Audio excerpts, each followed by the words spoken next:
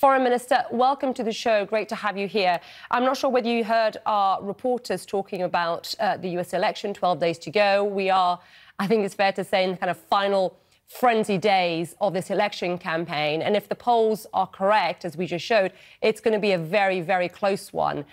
President Biden, I'm not sure if you saw speaking just last week, I think he was in Berlin, he said, and I'm going to quote him here, "Every international meeting I attend, they pull me aside, one leader after the other, quietly and say, 'Joe, he can't win. My democracy is at stake.'"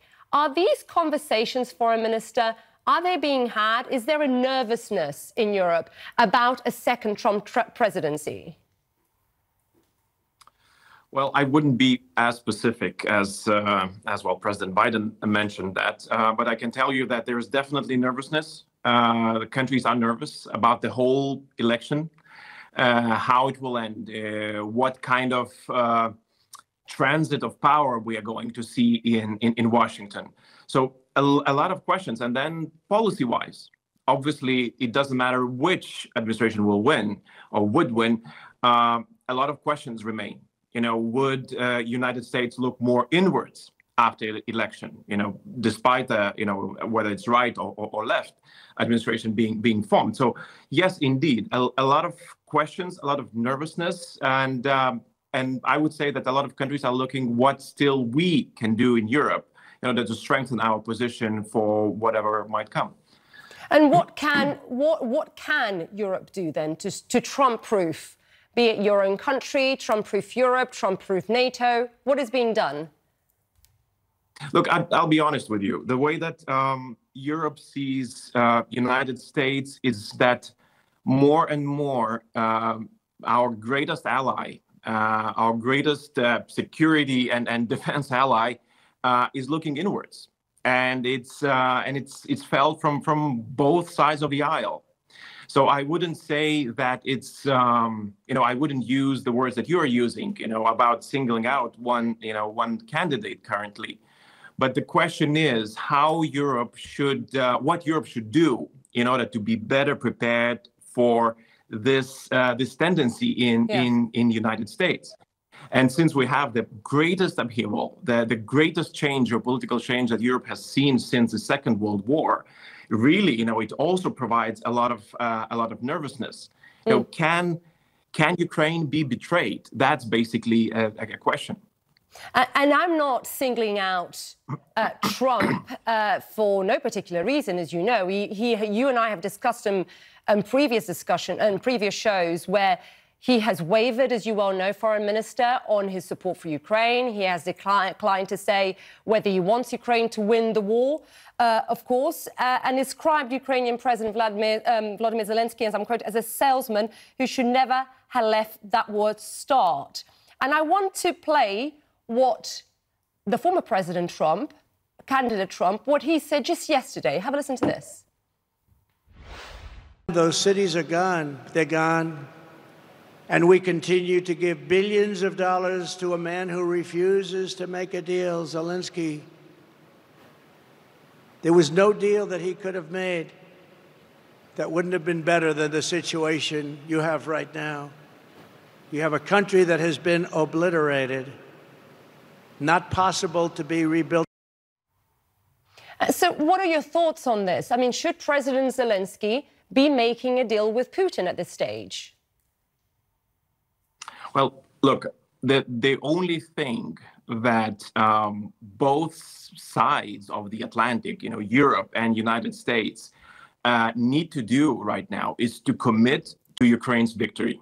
And this is also one of the points that we have discussed in the past as well, that there is no other way to make NATO stronger, to make Europe stronger, to stabilize, what is seen from, global partners, a decline of the West. If we want to stop it, we have to help Ukraine to win this war. And honestly, there's no clear commitment as to, how to put Ukraine in the strongest possible situation. So this is truly, one of the most worrying things currently, that if nobody would commit, or the biggest allies that, that have supported Ukraine so far, that they would not commit to the victory of Ukraine, well, then we're talking about rather bad scenarios, and not just for Ukraine. You can calculate my country in, but I see the whole picture really becoming rather bleak if we kind of go forward direction, which would, as I've said previously, which would basically mean the possibility of capitulation of Ukraine. Without our help, without our commitment, that would be that. And I'm glad you framed it that way, because it's beyond Ukraine, as you and I have discussed, right? It's so many other countries in Europe and what this can mean going forward. And important to point out, just, with this war's been going on for 3 years, but, what we are seeing, and there is growing intelligence, and we are seeing this, that North Korea has been readying itself for more direct role in Russia's war in Ukraine. The United States, Ukraine, South Korea, all saying that North Korean troops have been dispatched, as you are known, Foreign Minister, to Russia. What is your take on this? What would North Korean troops in Ukraine to fight alongside Russia, what would this mean for the conflict? Well, it is an escalation. It is, I could call it a major escalation in the war. And also what we're seeing is as a very clear axis of countries, an alliance of sorts. Take Iran, take Belarus, North Korea, China, all of them helping and assisting Russia in this war effort. So it tells you that it's no longer regional. It's no longer just European. It is a global conflict. And it affects everybody. And honestly, when you see North Korea breaking all the UN resolutions, and Russia helping it break all the UN resolutions that Russia actually voted in the past, bringing in North Korean troops, that means that they are no longer worried about any repercussions. That they have zero regard of what we might even do. So I think if we want to stop it, we have means. We definitely have means. And I think that if ever was there a better time now to allow Ukrainians to hit the targets in Russia, what they have been asking for quite a while.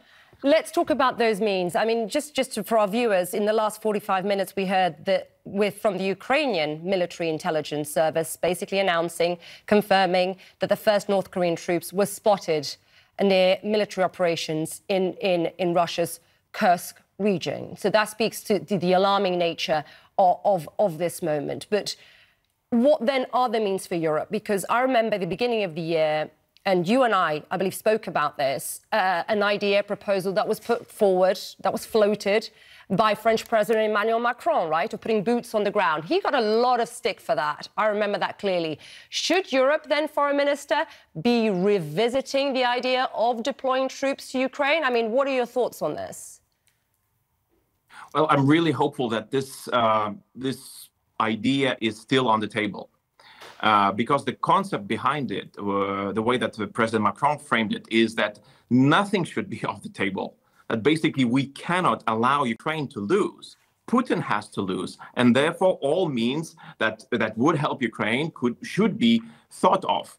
And one of those things, and he clearly said it, that if Russians break the front and if they approach Odessa, they might find French troops there. And yes, it raised a lot of nervousness in a lot of capitals. One of them was Moscow. And I think that was a good sign that this is a right strategy to think of. And clearly now, when we see a North Korean engagement in Ukraine, I think that it's very worth revisiting this idea. There were a number of countries who actually supported this French idea. But then it was French election. Obviously, new government took a while to form. So I'm really hopeful that with government in place, the president, French president, still leading this idea forward, that this could be revisited. The countries could be brought back to the table to think about how to help Ukraine better.